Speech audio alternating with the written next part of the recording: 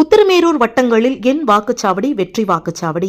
உத்திரமேரூர் ஒன்றிய திமுக நிர்வாகிகள் பூத் வாரியாக சென்று பல்வேறு பகுதிகளில் மேற்கொண்டு வரும் பரப்புரை கூட்டமானது இன்று நடைபெற்றது. காஞ்சிபுரம் மாவட்டம் உத்திரமேரூர் சட்டமன்ற தொகுதிக்குட்பட்ட அழிசூர், சிலாம்பாக்கம், ஒழுகரை உள்ளிட்ட ஊராட்சிகளில் திமுக சார்பில் என் வாக்குச்சாவடி வெற்றி வாக்குச்சாவடி பரப்புரை கூட்டமானது ஒன்றிய செயலாளர் கே ஞானசேகரன் தலைமையில் இன்று நடைபெற்றது. திமுக சார்பில் தமிழ்நாடு தலைக்குனியாது என் வாக்குச்சாவடி வெற்றி வாக்குச்சாவடி என்ற தலைப்பில் பூத் வாரியாக பரப்புரை கூட்டங்கள் நடைபெற்று வருகின்றன.